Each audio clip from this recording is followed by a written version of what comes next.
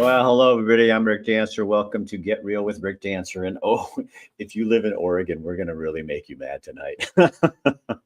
I'm just warning you. I want you to know we have a super interesting and a very irritating story.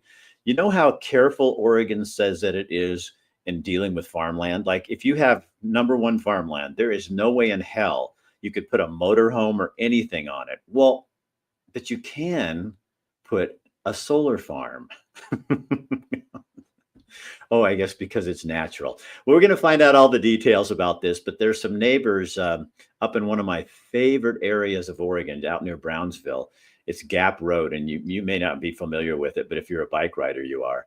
It's one of the most beautiful sections of that part of the Willamette Valley that you'll ever find. It's just beautiful. And there's a proposed solar farm that we're going to find out more about. Some of the neighbors who are fighting this. They've hired attorneys, and they're fighting this because it's their neighborhood. And besides, why? My personal opinion, because it's my personal show, so I can say what I want. Why would you take prime farmland and then put a bunch of solar panels on it? That's, we have this place called Eastern and Central Oregon that has sagebrush that you can't do anything with. That's where you want to put a solar farm. Plus, they have this other thing there on the east side of the state. It's called the sun. Yeah, you guys see it once in a while in the Willamette Valley, but not for very long periods of time. So we're going to talk about all that and more. And if you guys have comments, you can make your comments over here. I'm also going to put up in the comment section, this is their website information if you want to get involved and with what's going on here, or just make comments, you can. So our sponsor tonight is Dr. Michael Bratlin, Chris Dental Family Dentistry. Mr. Bratlin, that sounds so weird. He's my friend. Michael Bratlin is a big advocate for personal property rights, for people having a say in what they do. He's gotten me in so much trouble having me on billboards for backing the blue, and we've done all kinds of stuff to get us in trouble.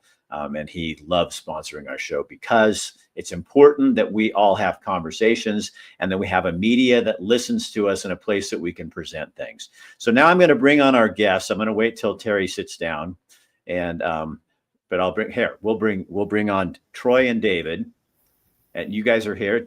Tell them which one you are. So you guys, we had a little problem at the beginning. So Terry Hamilton is not one of these two men. At least that's what I'm told. I don't know for sure, but that's what I'm told. This is Terry and Shannon Hamilton. So that's the Terry. So we also have up here Troy and David. David on the right, Troy on the left of your screen. I don't care who starts. I think this is explain to people kind of what is going on, and whoever wants to take the lead on that, you go right ahead. Why don't we do with the timeline to start with? How this started and how we found out about it. That's perfect. I like that. Okay. And I may bump in there with some questions, okay? So I'm Dave, and Troy called me in August of 23. And he said, do you realize that they're planning to put in a 1,588 acre solar, they're calling it a farm or a park at the time. Did you know anything about this? And no, we didn't know anything. And you're showing a photo of it right now. It's farmland and wetland. It's what they call farmed wetland, actually. It's considered a high value soil. So we took a tour of this and looked at it, and it was a shock to us that they were going to be able to do this. From that point, we started to organize, got our group together. Slowly but surely, we picked up people along the way, mostly farmers, but people who lived in the area who were just appalled that this was going to happen. You had kind of a big heavy hitter on your team too, who actually happens to live in the area. We have Sam Elliott. Sam Elliott, you guys, for those of you who don't know, Sam Elliott has a place. I don't know that does he still live out there? It's a summer place or a vacation home, yes. Because I think he's in Eugene most of the time, but Sam Elliott has a house out there, and on their website, he did a little blurb for him. You know, that how Sam talks. He gets that blurb out there for you. Yeah. It's kind of nice to have people like that on board. So how many acres are we talking about here? 1,588, almost 3 square miles.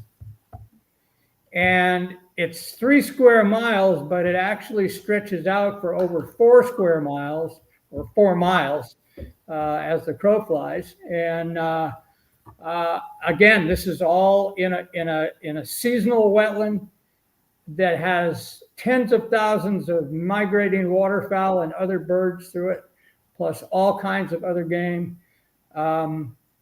It was picked because there was a Pacific Power substation that was at the edge of this. This was their primary reason for picking it, and that was to the.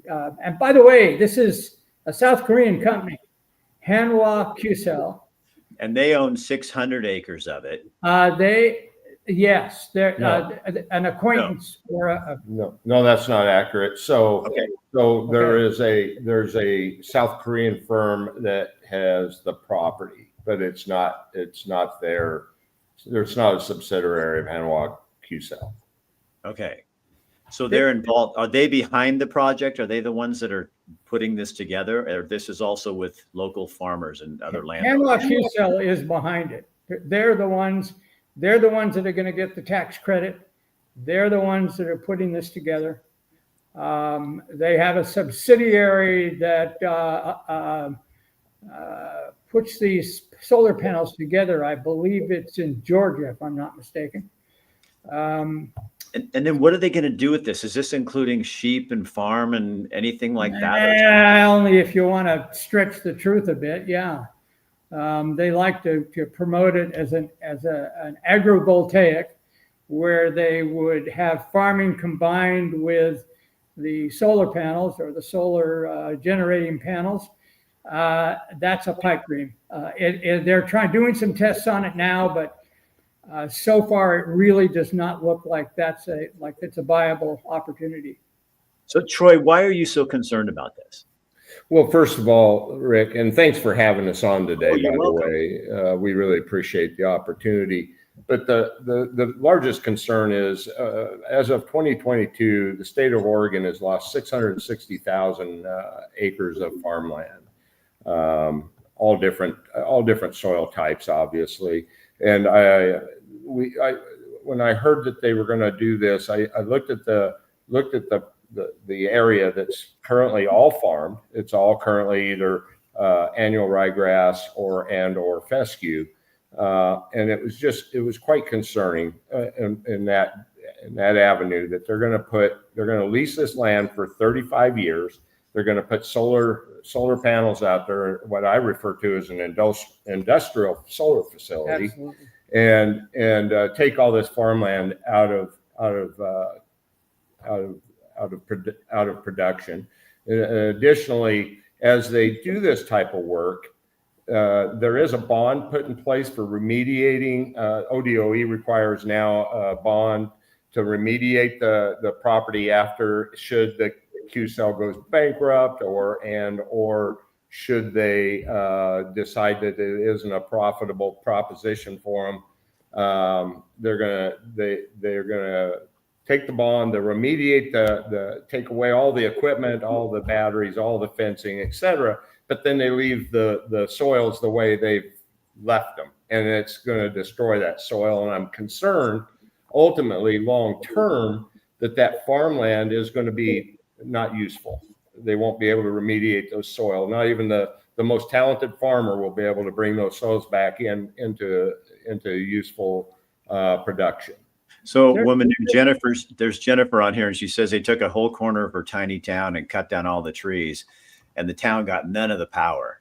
And so she wants to know, and I guess this would be my next question too, is who makes this decision? This just seems so weird in Oregon, where, you know what I mean? I lived out in the country, and to get a hardship waiver for anything, and this is like building a structure it's going to be pretty big and ugly. I mean, you know what I mean? I don't need to be judgmental. No, that's a great point, and it's a great question. And so if I can, Dave, I'll go ahead and take the ball on that one. So So basically, anything a few years ago, they modified some of the laws. So the Energy Facility Siting Council, Rick, was developed years ago to handle nuclear facility siting, and now they're involved. There's a 7-person appointed committee appointed by our governor, and these people are part of the Oregon Department of Energy. And so that council, that Energy Facility Siting Council, is part and parcel the decision-making process that goes on here. Now they have a list of standards that the applicant must meet, but a lot of those doesn't have anything to do with taking away the farmland. All those standards are impactful to communities around them. Of course, we're rural; it's a very small area. Very few people are going to be affected by this, other than those that drive by it on the interstate and see it as a billboard to the state. So to answer your question, there was 2 avenues for Hanwha QCell to take. One was either go to the county, Lynn County in this particular instance, which is a fairly conservative group, Right. and or decide to go through the state, which is a little more liberal in that approach and more pro green energy. And therefore they elected to go to the state, and they could do so because it was over 160 acres of high value farmland. And they kind of, if you ever have seen the map, Rick, on our website, it's kind of gerrymandered together so that they could obtain that high value classification. I saw the map and I couldn't get it to transfer over to my program to show. But so for people that don't understand, this isn't one just big chunk. It's chunks, and then they all kind of join in together. But like a jigsaw puzzle. Yeah, there's other pieces in it. So they had to have it that big to be able to do this. Yes. The rules the rules were changed a few years ago. It used to be that this would go through the county. It would be very personal with the county commissioners. It would be local and would go through the county. And a few years ago, the legislature changed the LCDC rules that then said that 160 acres or more did not have to go through the county and could go through this Energy Siting Council.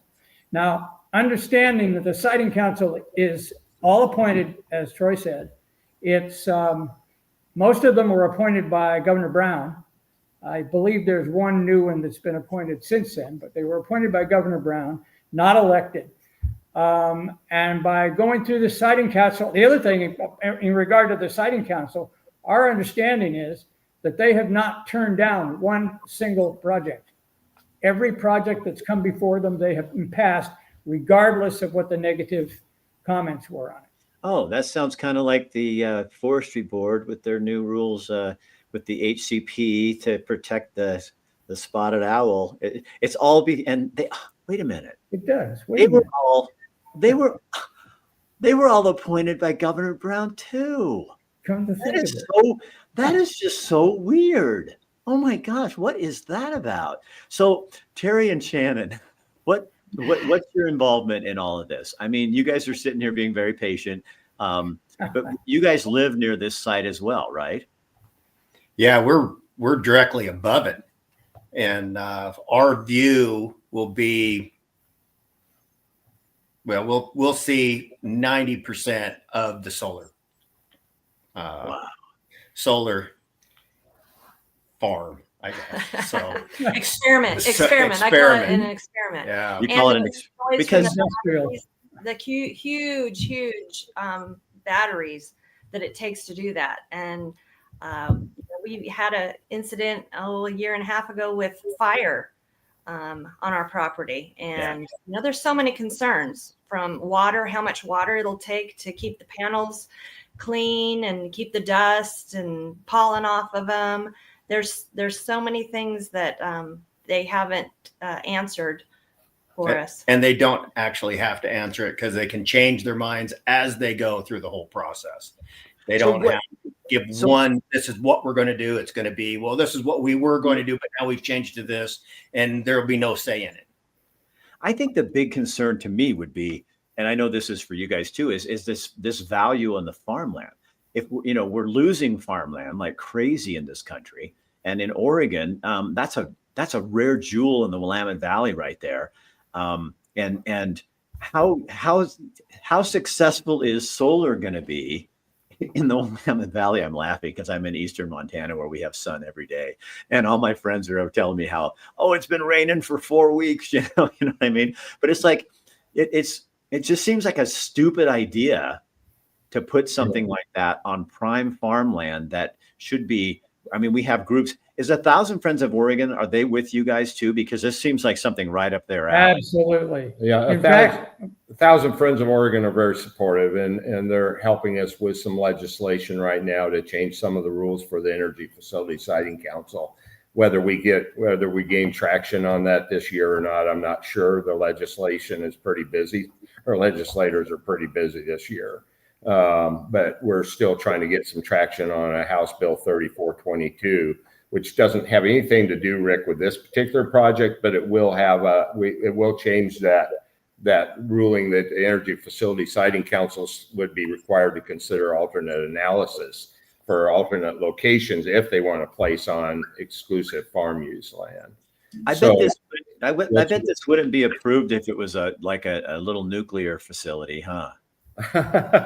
Well, to your point, I mean, it is clean energy, and it does, but that's right, because nuclear energy is actually super clean and super efficient, and they could probably put a little teeny box about the size of a little lean-to shed to do that whole thing. But this way, we're going to take. They could. It would be more efficient than this entire right, complex. And I want to add that you brought up a great point. So this is one of the least preferred locations. If you look at a map for solar facilities, this is one of the lesser preferred locations due to the lack of sunshine. And so really to us, it's always been about subsidies and tax credits that Hanawak-Usel would obtain. And so they could get this project, 60% of it funded through us taxpayers. And so that's really a concern as well. Ultimately that to me is a driving force, because I don't know that it'll pencil out without those subsidies.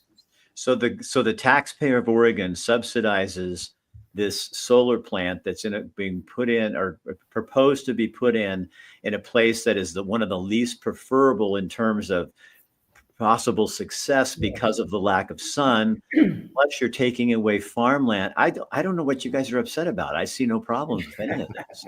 Well, and also typically these tax credits, the average person looks at the tax credit as being something that you can use against a profit you would make off of a project. That's not the case with this. That tax credit is marketable from the day that they get it. They can turn around and sell it. They may have to discount it a little bit, but they can turn around and sell it. Typically, these organizations who are putting these kinds of industrial complexes in, put them in, get the taxpayer tax credit, and they turn around and sell them and no longer have responsibility for them.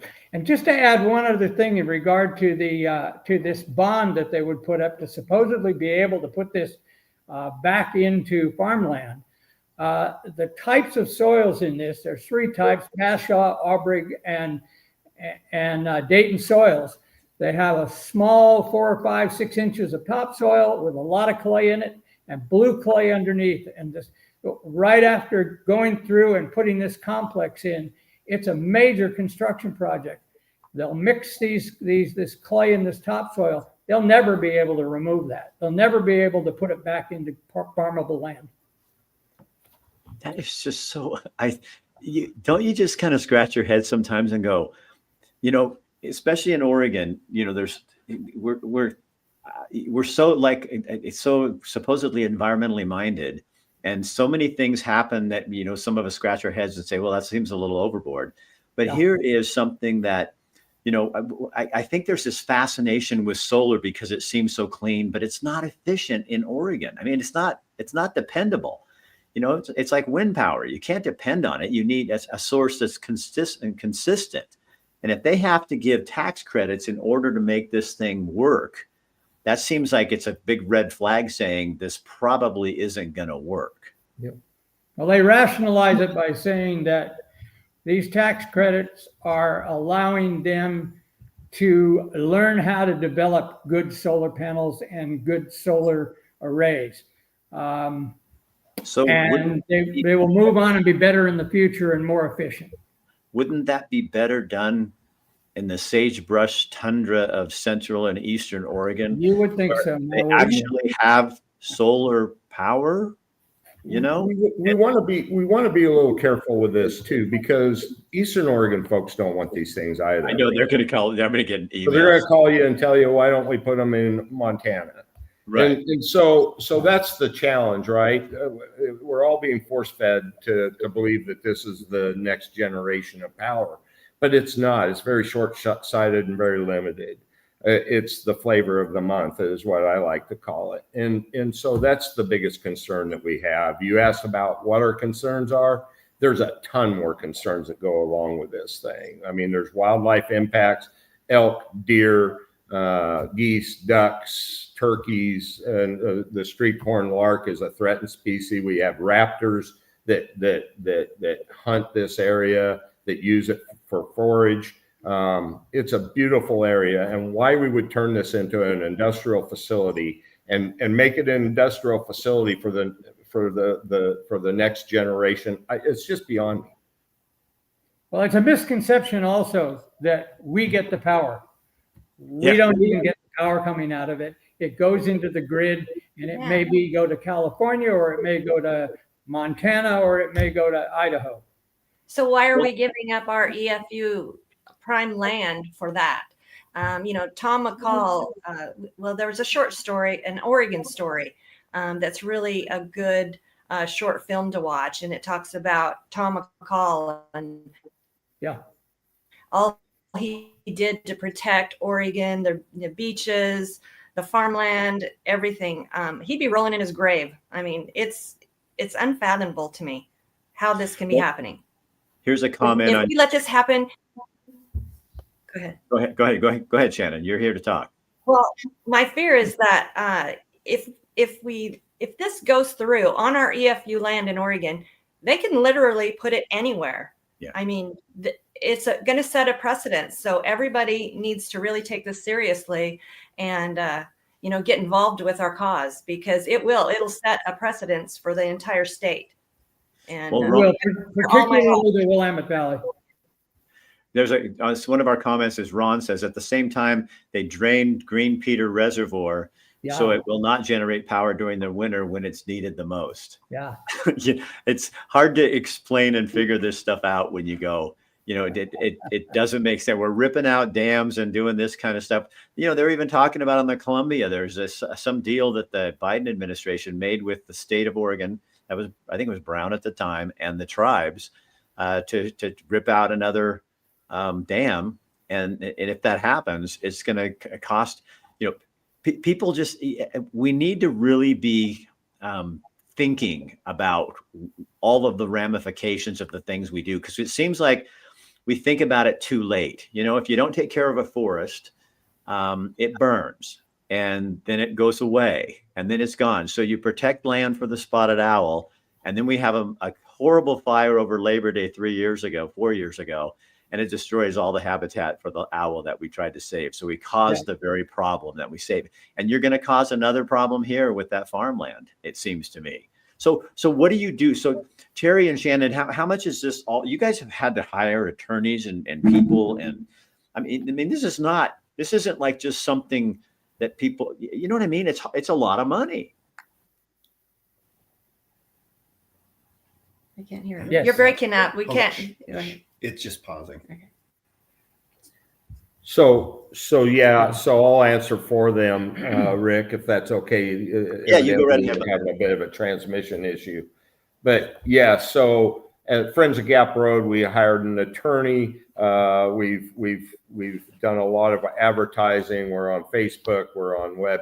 We have a web page. And so, yes, there are expenditures associated with this. We are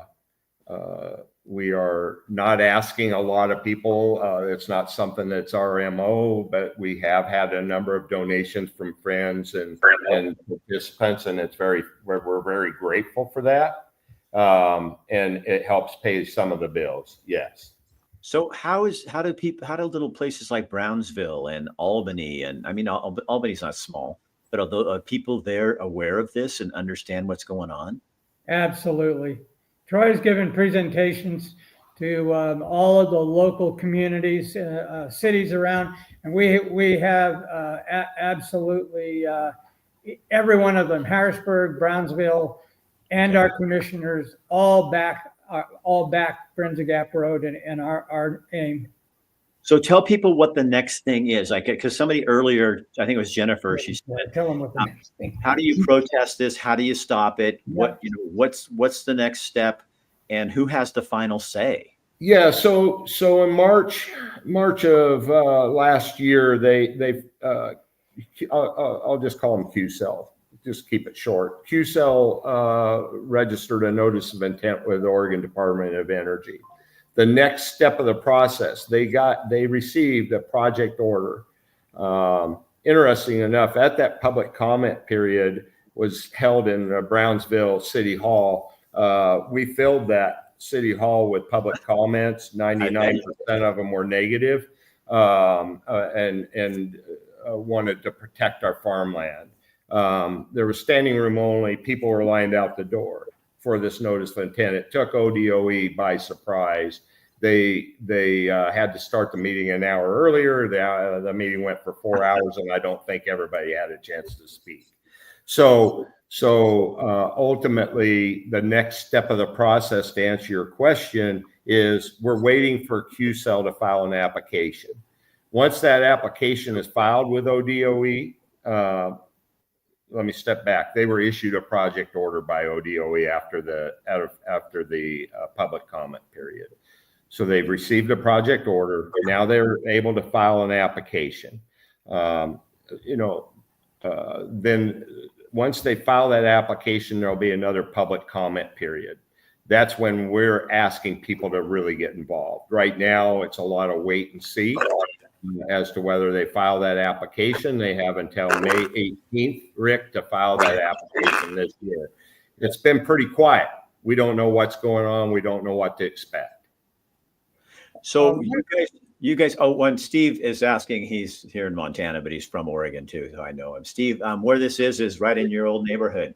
This is out by Brownsville, so it's Gap Road and Diamond. East of Harrisburg, 10 miles, south of Brownsville, 10 miles, right along I-5 corridor. Yeah, right along I-5 and up there in that beautiful farmland country. So you guys are having a meeting on Tuesday, and that also would not come across to my thing. But so tell people how they can get involved again with that. Yeah, so it's going to be held on March 11th at 6 p.m. at the Harrisburg High School multipurpose room.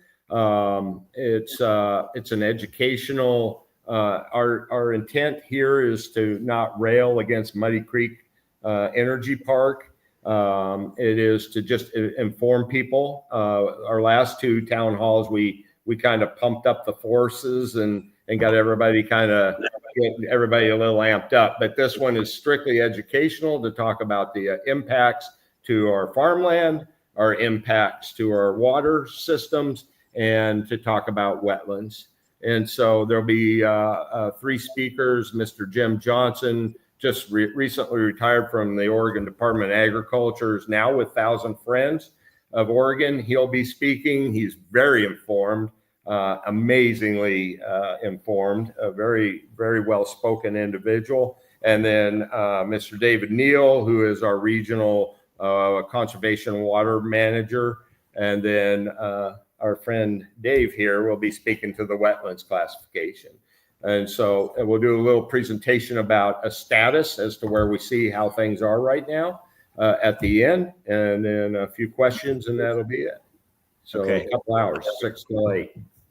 So Steve says he's going to reach out to farmers. He did live in the area, lived in Harrisburg, so he can find out more. This is like one of those times where do you guys have a pretty good feeling that you might be able to stop this? I don't think we can stop this. I think that we need to have a loud voice and get people's attention and allow the system to stop this. I'd like to think we'll have a hand in it, Rick, but it's. Can you explain to people, what do you mean? What do It's you a mean the preferred system? approach. So we have rules that protect our wetlands. Okay. And I think that may play well into this matter, that these are classified as farmed wetlands, and they're classified as such. And so they have to address Dave touched on it earlier when he spoke to the fact that the Department of State Lands pushed back on them pretty hard, and they haven't responded yet to them. They have a 2-year study with the ODFW that's required to understand what's going on with the streaked horn lark, and are under the current administration, I don't think the subsidies are going to be available to them. So I think those systems are the ones that I'm speaking specifically to. Why is it? And Shannon and Terry, I'd ask you more, but you guys are just you're kind of shaken. But it's still good to have you sitting there because we have a crowd now. We have a meeting. Why is it so important, though, that you get the public at these meetings and that people feel like they have a voice in this? I'm sorry, you're cutting in and out. I'll respond. So it's important for us to have the voice because they need to hear from the people, because our legislators are the ones that are going to make these rules going forward. And we need to let those legislators know that this isn't acceptable to the public, to their constituents. It needs to change. And therefore, the more number we have, the better we're going to be able to communicate our concerns. The more we're going to get them to listen. Instead of incentivizing this, they'll go back to trying to protect our farmland. That's our hope. That's our desire. And for people like Jennifer, who's commenting, and she's in Southern Oregon, and she saw this same thing happen with the wind, with the solar panels, or something similar to this. Because I think what people have to understand is Oregon is what happens near Brownsville can happen in Klamath Falls, and it can happen in Bend, Oregon, and it can happen in Wallowa County, and it can happen on the Oregon coast. And if you don't let these public officials know that we do give a damn, and we want to be involved in this process, they'll just railroad stuff right over your head. Yeah, that's true. We do feel, in regard to the wetland situation, we do have a pretty strong hand in that. Hemlock QCell hired an engineering firm called Tetra Tech to do a wetland study, which is one of the requirements before they can turn an application in. They have to have a wetland study of that area. And so they had this wetland study. Their study took place on 2 days, one day in May and one day in July of 2023, the warmest, hottest spring that we've ever had. And they did their study during that time, and they did test holes on all of these pieces of property, but they couldn't get on the properties. They could only get at the edges because there was a crop on them. So there was a disclaimer at the end of their 340-page study that they turned in to the Department of State Lands. There was a disclaimer at the end saying that they were not able to get on the centers of these properties because of the crop that was on them. Department of State Lands turned this application right back to them and said, go do it again and do it right.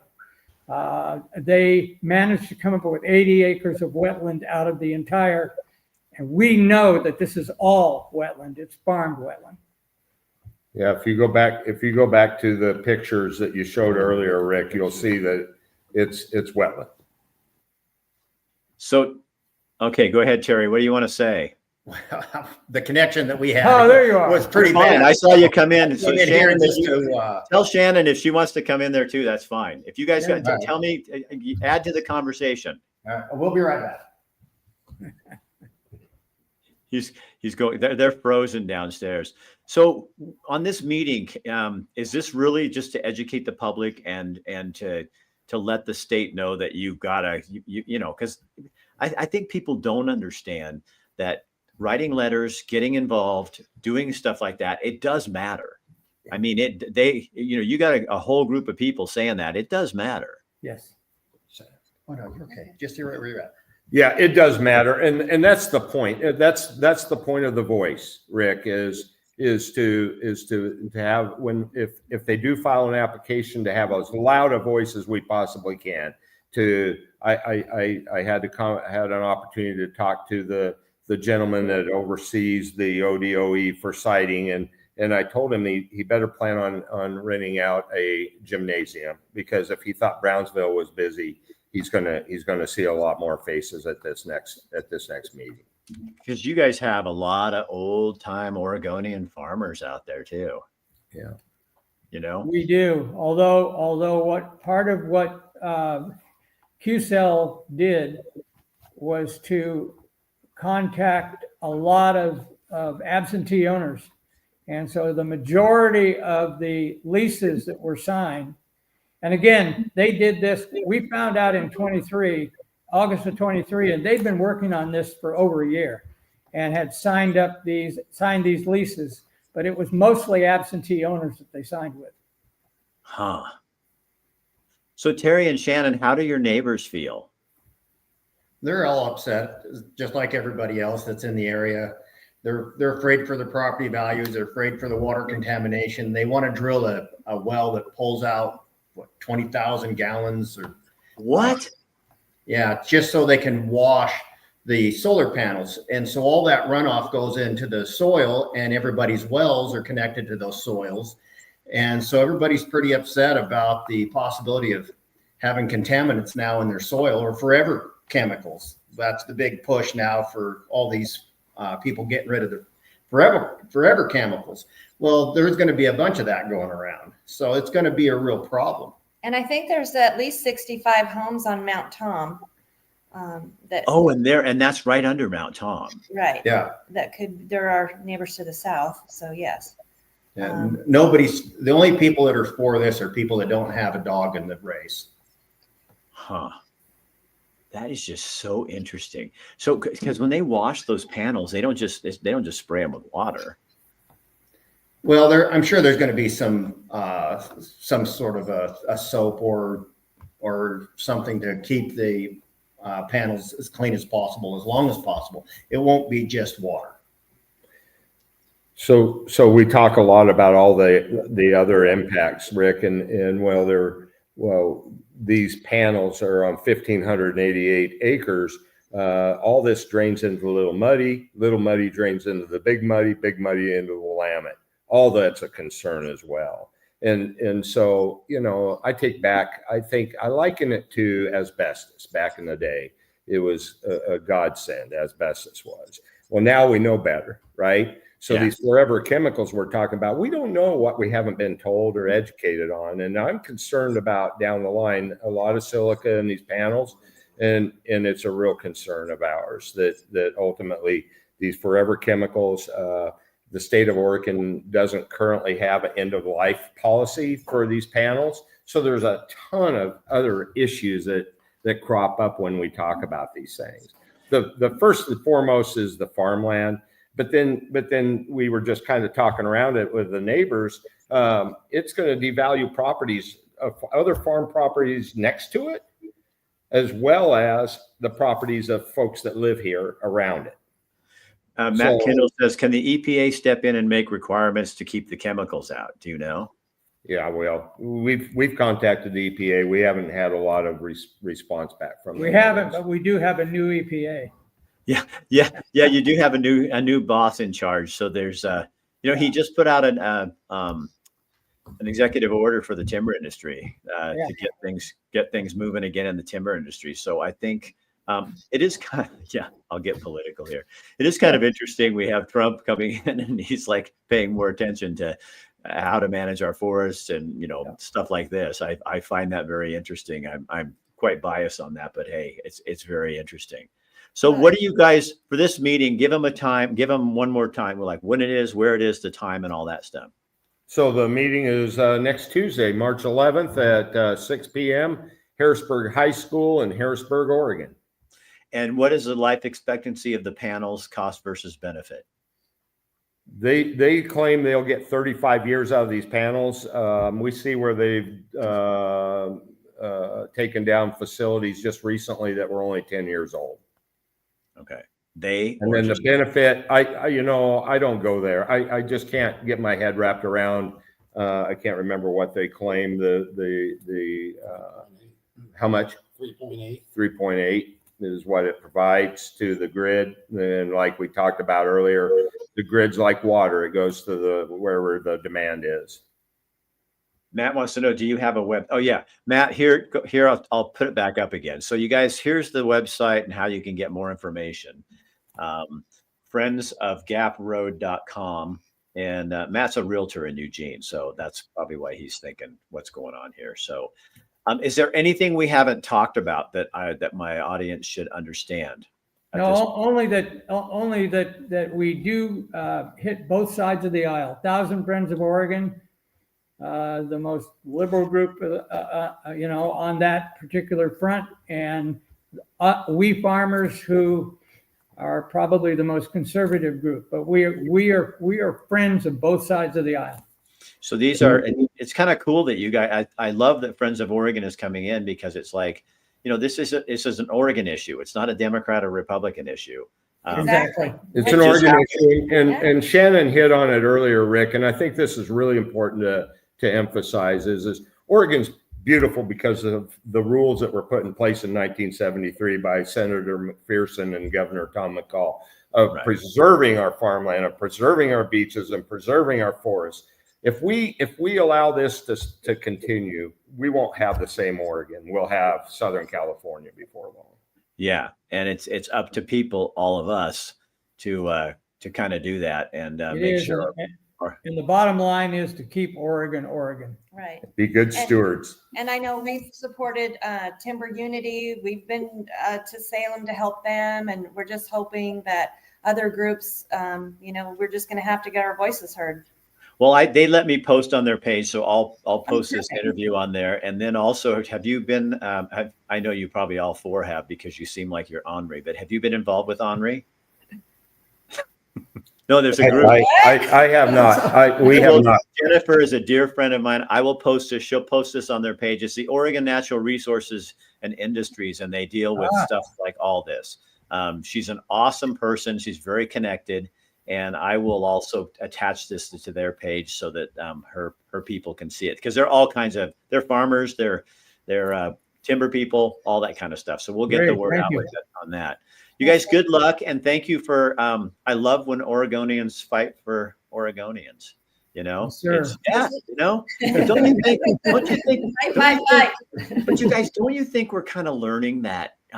It really is up to us. You know, I think for decades, it became, oh, well, let's get so-and-so to take care of that, or this organization, or blame the county commissioners. Well, you know, and it's not their fault. They can't do all this, but it's also, it's our responsibility as people. And you know, the Constitution doesn't start off, we, the county commissioners, we, the president, we, the 1,000 Friends of Oregon. It starts off with we, the people, and that's us. And we can't just sit on our ass and think things are going to all work out. You got to fight, and you guys have fought, and it's cost you money. And you know, and we all need to step up. Yeah. So good luck, and let me know when something happens, and then we'll do a little update or something, especially if if it doesn't happen. Yeah, thank you very much. Thanks for well, you guys, you're welcome. And share this on your page and let anybody that wants to see it, see it. Okay. Okay. All right. I'm going to give my audience a little goodbye. See you later. So there you have it, you guys. That's what you got to do. So this is why we do this show, is so that you guys can be informed on things you may not know about, because I'm sure this would be too hard for a news channel or a newspaper to try to explain. And so this way you get to hear people talk, you hear their conversation, and then you get to go take action. So share the best thing you can do is share this on your page so people see it. Then if you want to go to the meeting and just support them and or find out more about it, because it may be coming to a neighborhood near you, you might want to do that as well. And then third, you know, once they have this a system set up here, find out who to write and go to their website, and they'll let you know who to write. And then you write these people. And you don't be mean. You be firm. There's a difference. We have I'm going to get on a little bandwagon here. There's a difference between being firm and being mean. And a lot of people that are kind of wimps, if you say something firm, they'll go, "Oh, you're being so mean." Well, that's because they're wusses. So you need to be firm with people, but don't do what I get online is, yeah, shut up, you ass. I mean, don't go after these people. You assume that they want to do the right thing, and you're telling them what you think the right thing is, but do it out of grace and kindness and mercy and all those other things. But be firm, and it's okay. And guess what? People aren't going to like you. It's all right. It only lasts for a little bit. You should see my emails. Oh my God, it's awesome. Joyce, you're welcome for the information. You are and thank you for watching, and please share this on your page, you guys. All right, we'll see you next week. What's going to happen next week? We never know. There's always changing news. I'm Rick Dancer. This is Get Real with Rick Dancer. Thank you for being with us tonight. Goodbye.